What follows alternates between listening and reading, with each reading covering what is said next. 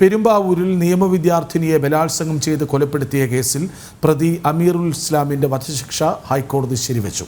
ഇത്തരമൊരു കുറ്റകൃത്യം ഇനിമേൽ സംഭവിക്കാതിരിക്കാനാണ് വധശിക്ഷയെന്നും സമൂഹത്തിന് വേണ്ടി നടപ്പാക്കുന്ന നീതിയെന്നും ഡിവിഷൻ ബെഞ്ച് വ്യക്തമാക്കി.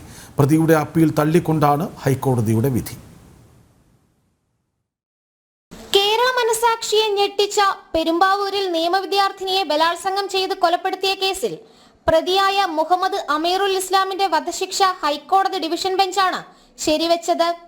വധശിക്ഷയ്ക്ക് അനുമതി തേടിക്കൊണ്ട് സർക്കാർ സമർപ്പിച്ച അപേക്ഷ അനുവദിച്ചും കുറ്റവിമുക്തനാക്കണമെന്ന പ്രതിയുടെ അപ്പീൽ തള്ളിയുമാണ് ഹൈക്കോടതിയുടെ നടപടി. ഇത്തരമൊരു ക്രൂരകൃത്യം ഇനിമേൽ സംഭവിക്കാതിരിക്കാനാണ് വധശിക്ഷയെന്നും സമൂഹത്തിനു വേണ്ടി നടപ്പാക്കുന്ന നീതിയെന്നും ജസ്റ്റിസുമാരായ PB സുരേഷ് കുമാർ, S മനു എന്നിവരടങ്ങിയ ഡിവിഷൻ ബെഞ്ച് വിധി പ്രസ്താവത്തിനിടെ വ്യക്തമാക്കി. DNA സാമ്പിളുകൾ ഉൾപ്പെടെയുള്ള ശാസ്ത്രീയ തെളിവുകൾ വിശ്വസിക്കാമെന്ന് ഹൈക്കോടതി ചൂണ്ടിക്കാട്ടി.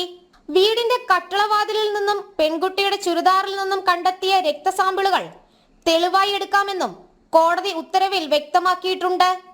അപൂർവങ്ങളിൽ അപൂർവമായ കേസായതിനാൽ പ്രതി വധശിക്ഷയ്ക്ക് അർഹനാണെന്നായിരുന്നു സർക്കാരിന്റെ വാദം. ഹൈക്കോടതി വിധിയിലൂടെ നീതി ലഭിച്ചുവെന്ന് ഇരയുടെ അമ്മ പ്രതികരിച്ചു.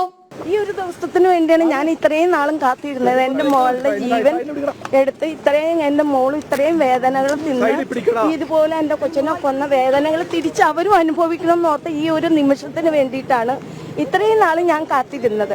അത് ഇന്നിപ്പോൾ വിധി നമുക്ക് അനുകൂല്യമാണ്. അവനെ തൂക്കി കൊല്ലാൻ തന്നെ വിധിച്ചിട്ടുണ്ട്. ശാസ്ത്രീയ തെളിവുകളടക്കം കോടതി പരിഗണിച്ചതായി സ്പെഷ്യൽ പബ്ലിക് പ്രോസിക്യൂട്ടറും പറഞ്ഞു. ഇതിനുള്ളൊരു സന്ദേശമാണ്, സമൂഹത്തിലെ കുറ്റവാളികൾക്കുള്ള സന്ദേശമാണ്. കുറ്റം ചെയ്ത ഒരാളും രക്ഷപ്പെടില്ല എന്നുള്ള കോടതിയുടെ ശക്തമായൊരു താക്കീത് കൂടിയാണ് ഈ വിധി.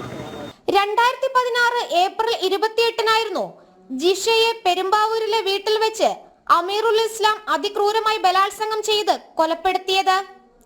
ജനം, കൊച്ചി.